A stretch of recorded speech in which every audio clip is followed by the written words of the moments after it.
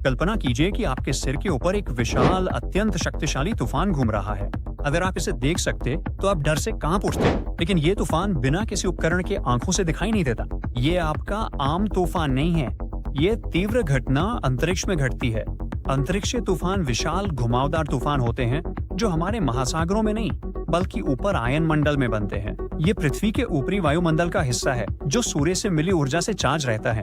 अंतरिक्षीय तूफान पारंपरिक तूफानों की तरह ही दिखते हैं, बस फर्क इतना है कि ये प्लाज्मा अत्यधिक आवेशित गैसों से बने होते हैं और पानी की जगह ये इलेक्ट्रॉनों की बारिश करते हैं। ये विशाल घूमते हुए तूफान पृथ्वी के ध्रुवीय क्षेत्रों के ऊपर दिखाई देते हैं। अब अंतरिक्षीय तूफान की कल्पना एक विशाल कीप या ऊर्जा के भंवर के रूप में करें जो ध्रुवीय क्षेत्रों के ऊपर घूमता है।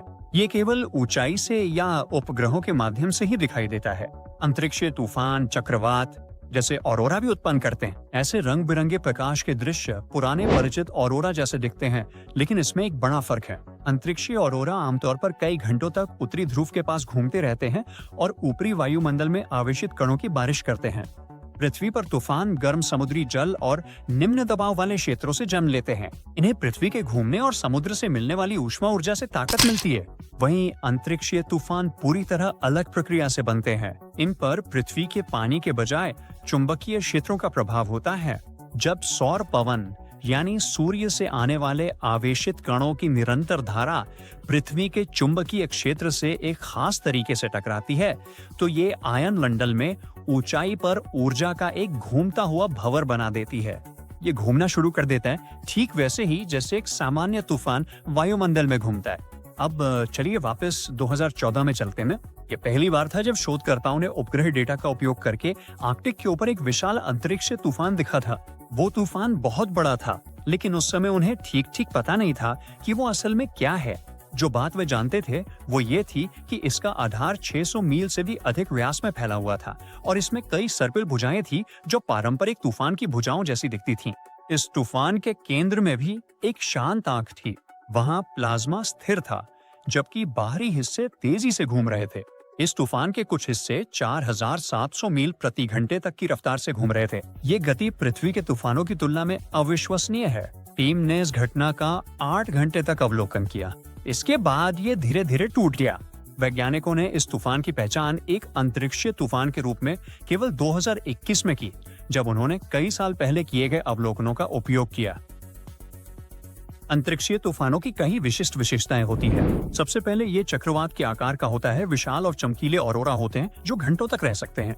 फिर तूफान की आंख होती है जो तूफान का शांत और स्थिर केंद्र होता है। एक अंतरिक्षीय तूफान अपने चारों ओर मजबूत गड़बड़ी के साथ एक गोलाकार चुंबकीय क्षेत्र भी बनाता है। साथ ही वैज्ञानिक आयन मंडल में इलेक्ट्रॉन वर्षा का भी उल्लेख करते हैं। यही वर्षाएं तूफान के ठीक नीचे वे चमकीले रंगीन ऑरोरा उत्पन्न करती हैं। लेकिन अंतरिक्षीय तूफान बनते कैसे हैं? इस प्रक्रिया को समझने के लिए हमें पहले सामान्य ऑरोरा जैसे उत्तरी रोशनी के बारे में बात करनी होगी। सूर्य लगातार आवेशित कणों की एक धारा, जिसे सौर पवन भी कहा जाता है, छोड़ता रहता है और कभी-कभी ये पवन पृथ्वी की ओर भारी ऊर्जा के विस्फोट लेकर आती हैं। सौभाग्य से पृथ्वी के पास एक चुंबकीय क्षेत्र है जो एक ढाल की तरह काम करता है और हमें इस उच्च ऊर्जा सौर विकिरण के अधिकांश हिस्से से बचाता है। लेकिन जब सौर पवन बहुत तेज होती है तो वो ऊपरी वायुमंडल में, खासकर ध्रुवों के पास प्रवेश कर सकती है। जब सूर्य से आए ये कण पृथ्वी के चुंबकीय क्षेत्र से टकराते हैं तो वे ऊर्जा छोड़ते हैं जो आकाश में ऑरोरा के रूप में चमक पैदा करती है। अब एक सामान्य ऑरोरा में सौर पवन से आए इलेक्ट्रॉन वायुमंडल में नाइट्रोजन और ऑक्सीजन के अणुओं को उत्तेजित करते हैं, जो फिर प्रकाश उत्सर्जित करते हैं, जिससे आकाश में रंग बिरंगे दृश्य बनते हैं।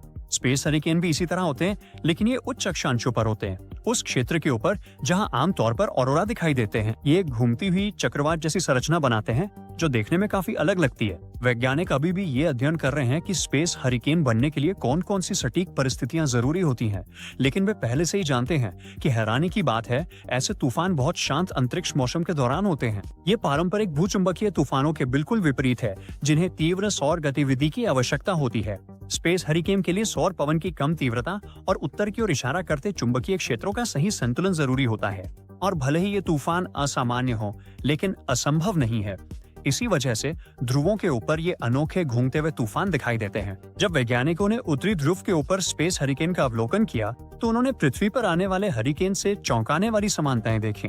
बिल्कुल सामान्य हरिकेन की तरह स्पेस हरिकेन के केंद्र में भी एक ऐसा क्षेत्र होता है जहां प्लाज्मा शांत रहता है। और भी दिलचस्प बात यह है कि स्पेस हरिकेन में प्लाज्मा वामावर्त घड़ी की उल्टी दिशा में घूमता है, जो उत्तरी गोलार्ध में आने वाले हरिकेन जैसा ही है। स्पेस हरिकेन में भी कई सर्पिल भुजाएं होती हैं, ठीक वैसे ही जैसे आप पृथ्वी के हरिकेन की सैटेलाइट तस्वीरों में देख सकते हैं। इसके अलावा स्पेस हरिकेन को उन तेज सौर हवाओं की जरूरत नहीं होती जो आमतौर पर हमारे वायुमंडल में गड़बड़ी पैदा करती हैं। नहीं, ये शांत समय में बनता है, ठीक वैसे ही जैसे पृथ्वी पर हरिकेन तभी बन सकता है जब वायुमंडल में हवाएं ज्यादा बाधित न हो। अब भले ही स्पेस हरिकेन हमारे ऊपर बहुत ऊंचाई पर होते हैं, लेकिन वे फिर भी हमारे रोजमर्रा के जीवन को प्रभावित कर सकते हैं, खासकर सैटेलाइट संचार और अंतरिक्ष नेविगेशन से जुड़ी चीजों में। तूफान के कारण होने वाली ये इलेक्ट्रॉन वर्षाएं उन रेडियो सिग्नलों में बाधा डालती हैं जो ऊपरी वायुमंडल से होकर गुजरती हैं। ये जीपीएस सिस्टम, रेडियो संचार और रडार सिस्टम को बाधित कर सकता है। और भी बुरी बात यह है कि यह हस्तक्षेप अंतरिक्ष मलबे या स्पेस जंक की कक्षाओं को प्रभावित कर सकता है, जो पहले से ही लो अर्थ ऑर्बिट में अंतरिक्ष यान और सैटेलाइट्स के लिए एक समस्या है। तूफान की इलेक्ट्रॉन वर्षा वायुमंडल को थोड़ा गर्म कर देती है, जिससे सैटेलाइट्स पर अतिरिक्त ड्रैग पड़ता है और उनकी कक्षा बदल सकती है। साथ ही स्पेस हरिकेन का पृथ्वी पर प्रभाव उतना सीधा और विनाशकारी नहीं होता जितना कि यहाँ के हरिकेन का होता है। ये वास्तव में अंतरिक्ष यात्रियों के लिए कोई गंभीर स्वास्थ्य जोखिम नहीं पैदा करते या सैटेलाइट्स को नुकसान नहीं पहुंचाते, लेकिन शोधकर्ताओं का कहना है कि ऐसे तूफानों का अध्ययन करने से सैटेलाइट संचालन की भविष्यवाणियों में सुधार हो सकता है, खासकर उन उड़ानों के लिए जो ध्रुवीय क्षेत्रों को पार करती हैं। अब दिलचस्प बात यह है कि वैज्ञानिकों ने जब एक स्पेस हरिकेन देखा तो वे उसे खोजने के इरादे से नहीं निकले थे। ये खोज पूरी तरह से एक दुर्घटना थी। ये तब हुआ जब यूसीएलए एक स्पेस फिजिसिस्ट लैरी लायंस और उनकी टीम किसी और अध्ययन के लिए सैटेलाइट डेटा देख रहे थे। इस अध्ययन में उन्होंने ध्रुवीय क्षेत्र में असामान्य रूप से तेज प्लाज्मा प्रवाह देखा। ये वही क्षेत्र है जहां आमतौर पर ऑरोरा नहीं दिखाई देते। जब उन्होंने और करीब से देखा तो पाया कि ये प्लाज्मा सिर्फ बह नहीं रहा था, बल्कि घूम रहा था, जिससे एक गोलाकार पैटर्न बन रहा था और बीच में एक चमकीला ऑरोरल स्पॉट था। शोधकर्ता बहुत उत्सुक हो गए। उन्होंने 11 वर्षों की अवधि में घटित 300 से अधिक स्पेस हरिकेन घटनाओं का विश्लेषण किया। ये तूफान सबसे अधिक दोपहर के समय और गर्मियों के महीनों में दिखाई दिए। इससे वैज्ञानिकों को ये विश्वास हुआ कि कुछ विशेष समय और परिस्थितियां हो सकती हैं जो इनके बनने को प्रोत्साहित करती हैं। सौभाग्य से नए शोध उपकरणों और तकनीकों की मदद से वैज्ञानिक अब स्पेस हरिकेन की पहचान और भी सटीकता से कर पा रहे हैं। और हाल ही में उन्होंने दक्षिणी ध्रुव के पास भी समानांतर तूफान देखे हैं। इस शोध की सबसे रोमांचक बात यह है कि इससे हमें पृथ्वी के अंतरिक्ष पड़ोस और उस पर सौर ऊर्जा के प्रभाव को बेहतर ढंग से समझने में मदद मिल सकती है।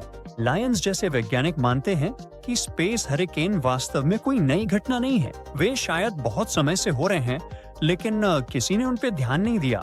अंतरिक्ष प्लाज्मा भौतिकविदों का कहना है कि स्पेस हरिकेन एक ऐसी घटना से मिलते जुलते हैं जिसे लोगों ने पहले देखा था। इसे high latitude day side aurora कहा जाता है।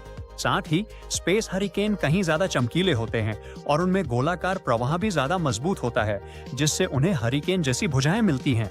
स्पेस हरिकेन को समझना अंततः वैज्ञानिकों को उनकी भविष्यवाणी करने में मदद कर सकता है। ये अंतरिक्ष मिशनों की योजना बनाने और उपग्रहों को अधिक विश्वसनीय बनाने के लिए उपयोगी होगा। साथ ही इन तूफानों को देखकर शोधकर्ता ये उम्मीद करते हैं कि वे उच्च अक्षांशों पर ऑरोरा के व्यवहार की एक अधिक संपूर्ण तस्वीर बना सकेंगे। और भले ही स्पेस हरिकेन केवल वैज्ञानिक जिज्ञासा की तरह लगे, वे हमें ये समझने में अहम सुराग दे सकते हैं कि पृथ्वी का चुंबकीय क्षेत्र और वायुमंडल सौर पवन के साथ कैसे संपर्क करते हैं। और कौन जानता है, ये समझ हमें उन अन्य ग्रहों पर भी ऐसे ही तूफानों को पहचानने में मदद कर सकती है जिनका अपना चुंबकीय क्षेत्र है।